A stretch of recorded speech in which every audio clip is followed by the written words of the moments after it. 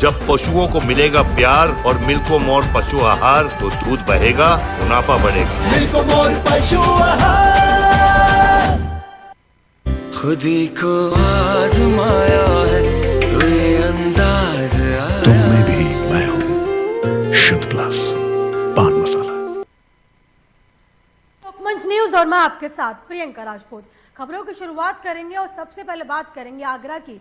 आगरा में सर्दी के बावजूद ताजमहल के दीदार के लिए पर्यटक उमड़े और बूंदाबांदी और सर्द हवाओं के साथ पर्यटकों ने ताज को निहारा और बारिश के बावजूद ताजमहल पर भारी भीड़ देखने को मिली।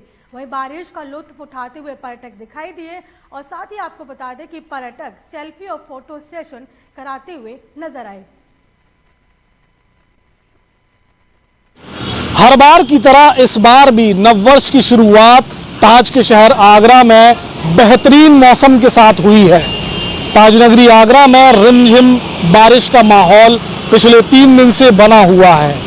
जो पर्यटक विश्व स्तरीय इमारत ताजमहल को देखने के लिए, उसकी खूबसूरती को निहारने के लिए आते हैं, उनके लुत्फ के आनंद में 4 चांद लग गए हैं।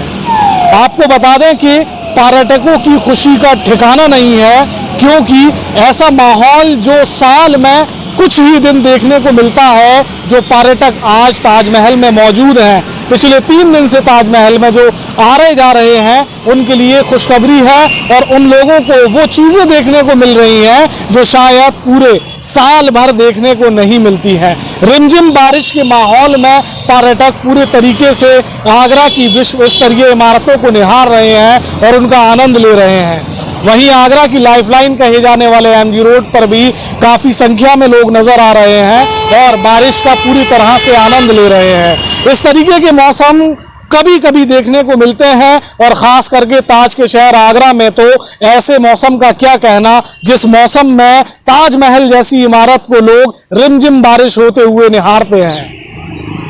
कैमरामैन जीशान अहमद के साथ राशिद हुसैन, लोकमंच न्यूज़ आगरा।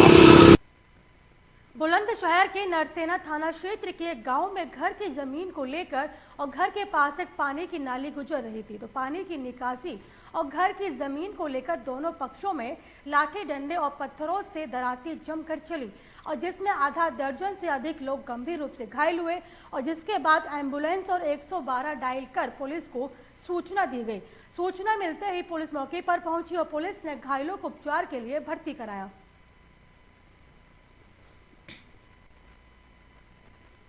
अब बात करेंगे एटा की। एटा में उद्यमी संदीप गुप्ता की हत्या के मामले को कई दिन बीत जाने के बाद वैश्य समाज में भारी आक्रोश देखने को मिला। व्यापारी और वैश्य समाज के लोगों ने हजारों की संख्या में रोड पर जुलूस निकालकर संदीप के हत्यारों की जल्द गिरफ्तारी कर फांसी की मांग की। संदीप गुप्ता की हत्या के बाद वैश्य समाज और व्यापारियों में भारी आक्रोश है और वैश्य समाज के जुलूस को देखकर पुलिस ने भी सुरक्षा व्यवस्था को पुख्ता इंतजाम किए हैं। तो आपको बता दें कि भारी संख्या में पुलिस फोर्स लगाई गई और व्यापारियों ने धरना स्थल पहुंचकर डीएम अंकित अग्रवाल को ज्ञापन सौंपा। गोंडा में जनपद वासियों को जनप्रतिनिधियों ने बड़ी सौगात दी। जिला अस्पताल 1500 एलपीएम ऑक्सीजन प्लांट और पाइपलाइन का लोकार्पण किया। बता दें कि जनप्रतिनिधियों ने ऑक्सीजन प्लांट का अपनी निधि से 2.5 करोड़ दिए और कोविड-19 की लहर के समय जनपद में ऑक्सीजन उत्पादन की क्षमता मात्र 160 के लगभग एलपीएम था और आज जनपद गोंडा में 3800 एलपीएम ऑक्सीजन के उत्पादन किया जा सकता है। बता दें कि बढ़ते कोविड संक्रमण के बीच जिले में जनप्रतिनिधियों ने जनपद वासियों को ये बड़ा तोहफा दिया। आपको बता दें कि जनपद वासियों को ये बड़ा तोहफा दिया गया है। जहां पर कोरोना के मामले लगातार बढ़ते जा रहे हैं, तो वहीं पर ऑक्सीजन प्लांट का लोकार्पण किया गया। आपको बता दें कि पहले अस्पताल 1500 एलपीएम ऑक्सीजन प्लांट और पाइपलाइन का लोकार्पण किया गया। साथ ही जनपद वासियों ने धन्यवाद कहा और साथ ही बता दें कि जनप्रतिनिधियों ने ऑक्सीजन प्लांट का अपनी निधि से 2.5 करोड़ रुपए दिए और साथ ही कोविड-19 की लहर के समय जनपद में ऑक्सीजन उत्पादन की क्षमता मात्र 160 के लगभग एलपीएम थी, जो कि आज गोंडा में 3800 एलपीएम ऑक्सीजन के उत्पादन किया जा सकता है। साथ ही आपको बता दें कि बढ़ते कोविड संक्रमण के बीच जिले में जनप्रतिनिधियों ने जनपद वासियों को ये बड़ा तोहफा दिया, जो कि जो बढ़ते कोरोना के मामलों को कम कर सकता है। आपको बता दें कि दूसरी लहर में जहां पर ऑक्सीजन की कमी से कईयों ने अपनों को खो दिया था, तो वहीं पर ऑक्सीजन को लेकर ये बड़ा फैसला लिया गया। बता दें कि गोंडा में जनपद वासियों को जनप्रतिनिधियों ने ये बड़ी सौगात दी है, जहां पर जिला अस्पताल 1500 LPM ऑक्सीजन प्लांट और पाइपलाइन का लोकार्पण किया गया। बता दें कि जनप्रतिनिधियों ने ऑक्सीजन प्लांट का अपनी निधि से 2.5 करोड़ रुपए का ये लोकार्पण किया है। और साथ ही कोविड-19 की लहर के समय जनपद में ऑक्सीजन उत्पादन की क्षमता मात्र 160 के लगभग LPM था, जो कि आज गोंडा में 3800 LPM ऑक्सीजन का उत्पादन किया जा सकता है। बता दें कि बढ़ते कोविड संक्रमण के बीच जिले में जनप्रतिनिधियों ने जनपद वासियों को ये बड़ा तोहफा दिया, जो कि हम जानते हैं कि अभी कोरोना के केस लगातार बढ़ते जा रहे हैं, तो उसी को लेकर हर एक राज्य में अपने अपने फैसले लिए जा रहे हैं। तो वहीं बता दें कि गोंडा में भी जनप्रतिनिधियों की तरफ से ये पहल देखी गई। इस खबर पर तमाम जानकारी के लिए हमारे साथ संवाददाता सतीश जुड़े हैं। सतीश, ये बताइए कि गोंडा में जनपद वासियों को जनप्रतिनिधियों के जरिए सौगात दी गई है बड़ी। सतीश, जी बिल्कुल, आपको बताते हैं मुख्यमंत्री आदित्यनाथ द्वारा विजुअल मीटिंग के तहत एक गोंडा वासियों को एक बड़ी सौगात दी गई है, जिसमें ऑक्सीजन प्लांट का लोकार्पण विधायकों द्वारा किया गया। वहां पर जिला अधिकारी सहित आला अधिकारी उपस्थित रहे। जी सतीश, बताया जा रहा है कि ऑक्सीजन प्लांट का जो है अपनी निधि से 2.5 करोड़ रुपए दिए हैं। जी जी जी बिल्कुल, जो गोंडा में सातों विधानसभा है, सातों विधानसभा के जो विधायक हैं वो अपने हिसाब से आधे पैसे इकट्ठा करके अपने निधि से जो ये इसका लोकार्पण किया गया है, शिलान्यास किया गया है, अपने पैसे से किए हैं। सतीश, आपका बहुत बहुत धन्यवाद इस खबर पर तमाम जानकारी के लिए। कौन सी योजना का उद्घाटन हुआ है? आज 9 वर्ष के उपलक्ष्य में आज गोंडा जनपद वासियों की सुरक्षा हेतु हमारी सरकार ने यह फैसला किया था कि आगामी, क्योंकि कोविड की तीसरी लहर की संभावना है और क्योंकि ये दस्तक देने की इसकी हम लोग जैसी रफ्तार देख रहे हैं, तो माननीय सभी जनप्रतिनिधि गण ने, जिसमें सभी सांसद, सभी विधायक गण और हमारे MLC बंधुओं ने यहाँ पर मिलके अपने निधि से ये 1500 LPM की अतिरिक्त क्षमता बढ़ाने का काम किया है। जब कोविड की पहली लहर हम सबके ऊपर जब आक्रामक हुई थी, तब 167 LPM की क्षमता थी और आज सरकारी तंत्र के पास लगभग 3800 की आज ये वृद्धि हुई है। और मैं अपने जिले वासियों को ये बताना चाहता हूँ कि इसके अलावा भी लगभग इतनी ही क्षमता में प्राइवेट हॉस्पिटल्स में भी व्यवस्था है। तो ये हम कह सकते हैं कि भविष्य में अगर कोई भी दिक्कत आती है तो हमारा गोंडा जनपद अब ये कोविड की तीसरी लहर या कोई भी इससे जुड़ी समस्या से लड़ने के लिए तैयार है। हरदोई की पुलिस लाइन में नए रंग रूट मूंछों के लिए एसपी को सम्मानित किया गया। हरदोई के एसपी राजेश द्विवेदी ने प्रियांशु नाम के इस नए रंग रूट रिक्रूट को उसके शानदार मूंछों के लिए अलग से सम्मानित किया गया और मूंछों को इसी तरीके से शानदार बनाए रखने के लिए निर्देशित भी किया गया। बता दें कि मूंछों की वजह से सम्मान पाकर प्रियांशु राम का ये नया रिक्रूट काफी प्रसन्न है। प्रियांशु ने ड्यूटी के साथ साथ मूंछों का भी ख्याल रखने की बात कही। प्रियांशु नाम का आरक्षी है, आप सभी ने देखा होगा। औसत काठी के बावजूद उसने अपनी मूछें बहुत ही सुंदर और भव्य तरीके से सजा रखी थी। उसका उत्साह बढ़ाने के लिए और मनोबल बढ़ाने के लिए उसको पुरस्कृत किया गया है। इस दिन का बहुत बेसब्री से इंतज़ार था और बहुत अच्छा अनुभव कर रहे हैं। ऐसा किसने आपको इनाम दिया? कप्तान साहब ने इनाम दिया। क्या बोले? तो सराहनीय बताया मूछों को कि ऐसे ही रखना आगे भी, डाउन ना हो, और बहुत खुशी महसूस हुई। मुझे कुछ नगद पुरस्कार दिया है। परेड के अलावा इन पर कितनी मेहनत करनी पड़ती है? मुझे खाली टाइम मिलता था तो मैं देख रहे थे तो शीशे में यही, बाकी हमारा मूलभूत काम तो परेड ही था। रुकेंगे एक छोटे से ब्रेक के लिए और खबरों का सिलसिला जारी रहेगा। देखते रहिए लोकमंच न्यूज। अमेरिका की स्माइल ट्रेन संस्था अब राष्ट्रीय बाल स्वास्थ्य कार्यक्रम से भी संबद्ध निःशुल्क ऑपरेशन और उपचार कर रही है। जन्म से कटे होठ या कटे तालू के मरीजों का निःशुल्क ऑपरेशन किया जाता है। अगर आप ऐसे किसी भी मरीज को जानते हैं या जिसके जन्मजात कटे होठ या तालू हैं, तो उसको हमारे health city hospital trauma centre and super speciality Vijay Khand 2 Gomti Nagar थाने के पीछे लखनऊ पते पर लाएं।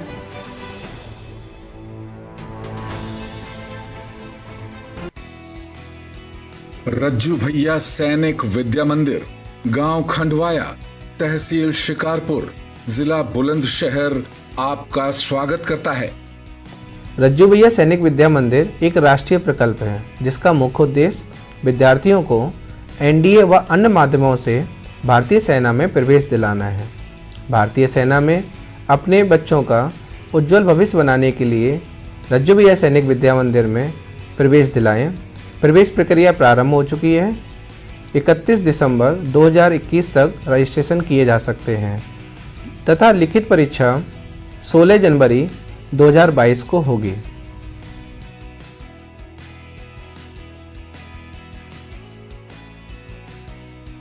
जो बच्चे रिटन एग्जाम क्लियर कर लेंगे उनका साक्षात्कार होगा, उसके बाद मेडिकल होगा, उसके बाद मेरिट लिस्ट तैयार की जाएगी और जो बच्चे मेरिट लिस्ट में आएंगे उन्हें इस स्कूल में एडमिशन दिया जाएगा। योग्य शिक्षकों के माध्यम से रज्जू भैया सैनिक विद्या मंदिर में छात्रों को योग्य सैनिक, योग्य नागरिक और सफल मनुष्य बनाने के अवसर का लाभ उठाएं।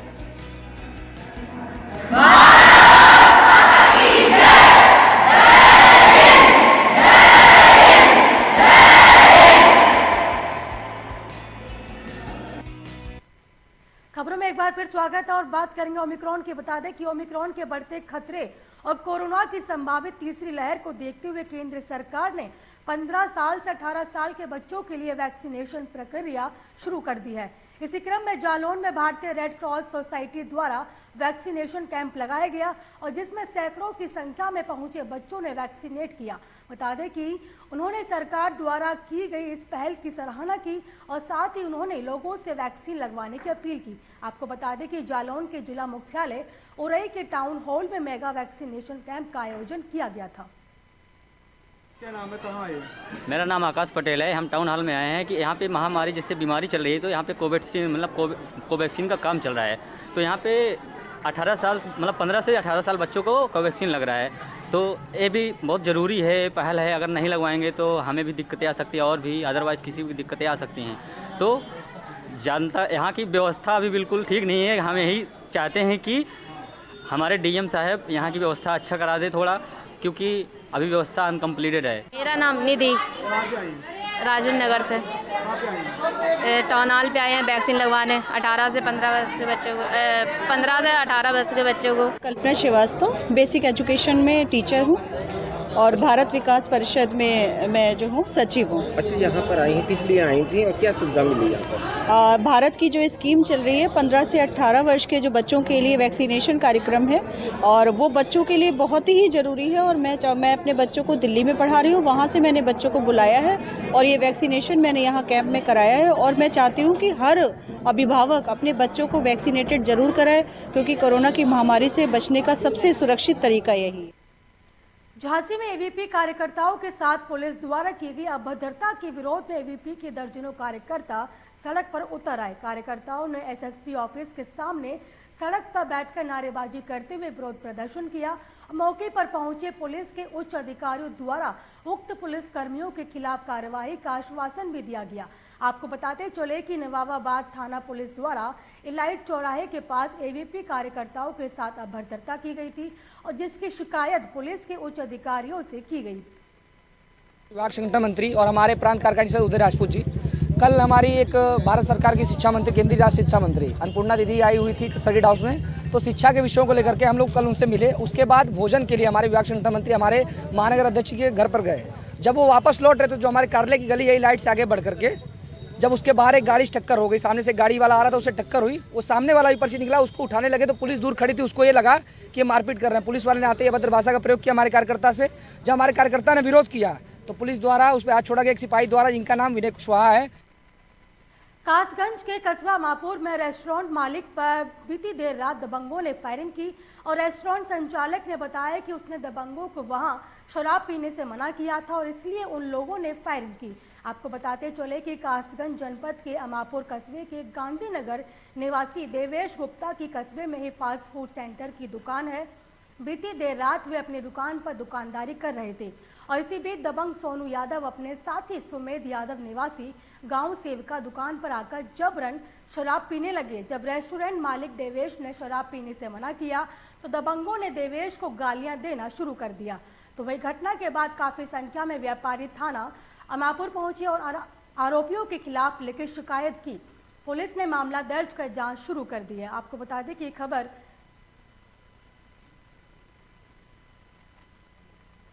इस खबर पर तमाम जानकारी के लिए हमारे साथ संवाददाता जुम्मन कुरैशी जुड़े हुए हैं।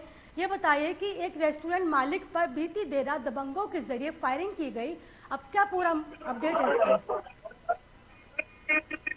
जी तिरंगे जी, मैं आपको बता दूं, ये पूरा मामला कासगंज जनपद के अमापुर कस्बे का है, जहां रेस्टोरेंट चालक अपने जो रेस्टोरेंट पर जो दबंग किस्म के लोग आए थे वो शराब पी रहे थे। उसने मना किया तो मना करने पर उन्होंने उसने जिसकी शिकायत एक कोबरा पुलिस वालों को दी। कोबरा वालों ने आगे वो बात को समझा दिया। फिर उसके बाद में दबंग लोग आए, उन्होंने आकर रेस्टोरेंट संचालक पर फायरिंग कर दी और वो जिस फायरिंग से वो हमले में बाल बाल बच गए। और मैं आपको बता दूं, और इसके लिए पुलिस को में शिकायत कराई गई है और पुलिस इसकी कार्रवाई में जुट गई है। जुम्मन, ये बताइए कि जब वो तहरीर दी गई है उसके बाद पुलिस की तरफ से क्या बयान सामने आया? जी मैं आपको बता दूं कि जो फायरिंग की गई थी वो रेस्टोरेंट संचालक ने पुलिस में तहरीर दी है। तहरीर के आधार पर मामला दर्ज किया गया है और पुलिस आरोपियों की तलाश में जुटी हुई है। जुम्मन, आपका बहुत बहुत धन्यवाद इस खबर पर तमाम जानकारी के लिए। क्या नाम है आपका? देवेश गुप्ता। आज क्या घटना हुई है भाई साहब आपके? घटना ये हुई, मैं अपनी दुकान पर करीब 8 बजे दुकानदारी कर रहा था। उसी समय सोनू यादव पुत्र रघुवर यादव निवासी सेवका के रहने वाले हैं, ये फास्ट फूड खाने के उद्देश्य से दुकान पर आए और उसी समय ये लोग जबरन शराब पीने के उद्देश्य से बैठ गए। मेरे मना करने के बावजूद भी इन्होंने मेज पर रखे हुए कांच के गिलासों में शराब पड़ ली और गाली गलौज करने लगे। कासगंज से बड़ी खबर सामने आ रही है। बता दें कि खेतों में शौच करने गई महिला की गला रेत कर हत्या कर दी गई। आपको इस वक्त की बड़ी और एक जानकारी कासगंज से आपकी टेलीविजन स्क्रीन पर तस्वीरों के जरिए दिखा रहे हैं, जहां खेतों में शौच करने गई महिला का गला रेत कर हत्या कर दी गई। बता दें कि बलात्कार के बाद हत्या करने की आशंका जताई जा रही है। 5 बजे घर से शौच करने के लिए महिला निकली थी। तो बता दें कि भारी संख्या में क्षेत्र अधिकारी के साथ पुलिस बल मौजूद है और पूरी घटना थाना साहबा क्षेत्र के उद्दनपुर गांव की है, जहां पर एक महिला शौच के लिए गई थी। तो वही महिला आपको बड़ी और अहम जानकारी टेलीविजन स्क्रीन पर तस्वीरों के जरिए आपको दिखा रहे हैं, जहाँ पे आप साफ देख सकते हैं कि क्षेत्र अधिकारी साथ पुलिस बल भी मौजूद है और बताया जा रहा है कि खेतों में शौच करने गई महिला का गला रेतकर हत्या कर दी गई। इस खबर पर तमाम जानकारी के लिए हमारे साथ संवाददाता जुम्मन कुरैशी जुड़े हैं। जुम्मन, ये बताइए कि एक महिला शौच करने गई थी जो कि उसकी गला रेतकर हत्या कर दी गई। जी जंगल, मैं आपको बता दूं, ये पूरा मामला कासगंज जनपद के सावर थाना क्षेत्र के गांव उदयपुर का है, जहां एक विवाहिता एक खेत में शौच के लिए गई थी। तो वहां कुछ लोगों ने गला रेतकर उसकी हत्या कर दी। जुम्मन, ये भी बोला जा रहा है कि जो शव मिला है बलात्कार की आशंका जताई जा रही है। जी मैं आपको बता दूं, एसपी कासगंज रोहन प्रमोद बोत्रे ने बताया कि जिस मामले की जांच की जा रही है, जो भी आरोपी होंगे जल्द से जल्द उन्हें गिरफ्तार किया जाएगा और गिरफ्तारी के लिए कई टीमें पुलिस की लगाई गई हैं जो आरोपियों की तलाश में जुटी हुई है। जुम्मन, आपका बहुत बहुत धन्यवाद इस खबर पर तमाम जानकारी के लिए।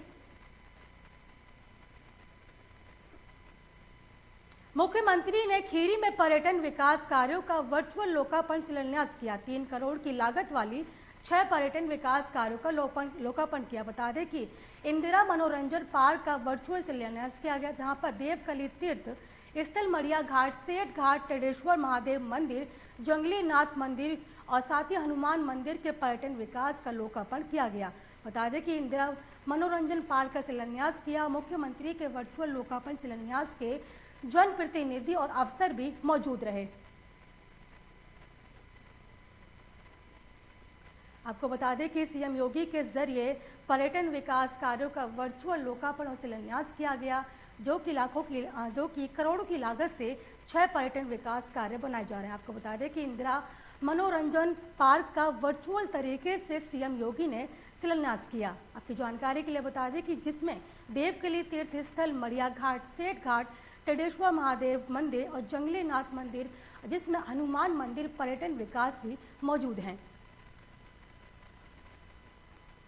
इस खबर पर तमाम जानकारी के लिए हमारे साथ संवाददाता अशरफ जुड़े हैं। अशरफ, ये बताइए कि मुख्यमंत्री के जरिए वर्चुअल तरीके से पर्यटन विकास कार्यों का शिलान्यास किया गया।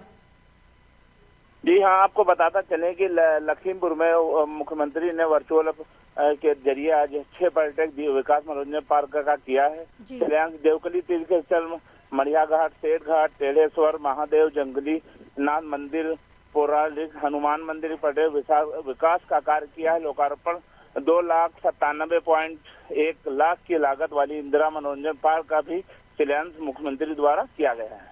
और इस शिलान्यास में कई जनप्रतिनिधि और अफसर भी मौजूद रहे। जी हाँ, बिल्कुल बताना चाहूंगा, लखीमपुर के जो भाजपा सदर विधायक हैं वो भी मौजूद रहे और जिलाधिकारी महोदय वो भी मौजूद रहे और विकास अधिकारी वो भी मौजूद रहे और जो अफसर थे, अफसरान थे वो भी मौजूद रहे। और यही जो है ये बताया वर्चुअल जो हुआ मुख्यमंत्री द्वारा, वो काफी जो है यहाँ पे लोगों में खुशी भी थी। अशरफ, आपका बहुत बहुत धन्यवाद इस खबर पर तमाम जानकारी के लिए। इस वक्त की बड़ी खबर चुनाव, बता दें कि लखनऊ से आ रही है, जहां पर चुनाव आयोग ने चुनावों को लेकर ऐलान किया है। आपको इस वक्त की बड़ी और अहम जानकारी लखनऊ से दिखा रहे हैं, जहां पर चुनाव आयोग ने आने वाले विधानसभा चुनावों को लेकर बड़ा ऐलान किया है। बता दें कि 5 राज्यों में होने वाले विधानसभा चुनावों को तारीखों का ऐलान कर दिया है। निर्वाचन आयोग ने कहा कि 18 करोड़ से ज्यादा मतदाता इसमें भाग लेंगे और साथ ही कहा कि कोरोना के बीच चुनाव कराना चुनौतीपूर्ण होगा। आपको इस वक्त की बड़ी और अहम जानकारी बता रहे हैं, जहां पर आने वाले विधानसभा चुनावों की तारीखों को लेकर चुनाव आयोग ने बड़ा ऐलान किया है। बता दें कि 5 राज्यों में विधानसभा चुनाव हो रहे हैं, तो वहीं 18 करोड़ से ज्यादा इस चुनाव में मतदाता भाग लेंगे और साथ ही चुनाव आयोग ने कहा कि कोरोना के बीच चुनाव कराना इस चुनौतीपूर्ण होगा। इस खबर पर तमाम जानकारी के लिए हमारे साथ संवाददाता अच्छा, ये बताइए जो आने वाले चुनाव है विधानसभा चुनाव, उसको लेकर चुनाव आयोग ने तारीखों को लेकर बड़ा ऐलान किया है। जी बिल्कुल, बता दूं कि जिस तरह से चुनाव आयोग के आयुक्त ने सुशील चंद्रा ने चुनाव की घोषणा की है और यह चुनाव जो है 7 चरणों में होगा। पहला चुनाव 10 फरवरी शुरू होगा और मतगणना 10 मार्च को होनी है। इसके लिए कई गाइडलाइन भी जारी की है, कई निर्देश भी दिए गए हैं चुनाव आयोग की तरफ से। आपको बता दें कि उत्तर प्रदेश से पहला फेज 10 फरवरी को होगा। उत्तर प्रदेश में दूसरे फेज का चुनाव 14 फरवरी को है और तीसरा फेज 20 फरवरी को होगा। जी, और इसी तरह चुनाव आयोग ने ये भी कहा है कि कोरोना के बीच चुनाव कराना चुनौतीपूर्ण होगा। जी बिल्कुल, निश्चित तौर पर जिस तरह से कोरोना की बीमारी लगातार फैल रही है और चुनाव के दौरान रैलियां भी होंगी और नुक्कड़ सभाएं भी होंगी, इसको लेकर चुनाव आयोग काफी जो है चिंतित भी नजर आ रहा है। चुनाव आयोग ने साफ तौर पर निर्देश दिया है कि जो भी गाइडलाइन जारी की गई है उसका अच्छा सा पालन किया जाए और साथ ही साथ जो है चुनाव आयोग ने यह भी कहा है कि सभी पोलिंग बूथों पर कोविड गाइडलाइन की जो भी एडवाइजरी है उसका अच्छा सा पालन किया जाए और 5 जनवरी को मतदाता सूची बता दूं कि जारी हुई थी। महिला वोटरों की इसमें भागीदारी भी बढ़ी है और पोलिंग बूथ ग्राउंड फ्लोर पर ही बनाए जाएंगे। साथ ही साथ बता दे जहाँ पर एक ही बड़ा सवाल था कि जो आने वाले चुनाव हैं उनको लेकर रैलियां हो सकती है, महासभाएं हो सकती हैं, लेकिन अब चुनाव आयोग ने कहा है कि जो कार्यक्रमों की जो महासभाएं होंगी, रैली होंगी, वीडियोग्राफी के जरिए की जाएंगी। जी बिल्कुल, चुनाव आयोग में धांधली रोकने के लिए चुनाव आयोग ने एक चुनाव में धांधली रोकने के लिए चुनाव आयोग ने एक ऐप भी बनाया है। बता दूं कि जिसमें सभी राजनीतिक दलों के लिए सुविधा अनुसार है इसमें, और कहीं भी असंवैधानिक हरकत देखे तो फोटो और वीडियो खींचकर इस ऐप पर कोई भी अपलोड कर सकता है और सिविजिल ऐप पर शिकायत भी दर्ज की जा सकती है। ऐसे में यह सुविधा ऐप के जरिए उम्मीदवार ऑनलाइन आवेदन भी भर सकते हैं और साथ ही साथ चुनाव नियमों का उल्लंघन करने पर बड़ी कार्रवाई की जाएगी। और यह ऐप जो है इसके जरिए इस पर जो है चुनाव आयोग के अधिकारी नजर भी रखेंगे और कहीं भी कोई शिकायत आती है तो उस पर त्वरित कार्रवाई भी की जाएगी। जी आसिफ, बिल्कुल आपका बहुत बहुत धन्यवाद इस खबर पर तमाम जानकारी के लिए। फिलहाल मुझे दीजिए इजाजत और देखते रहिए लोकमंच न्यूज।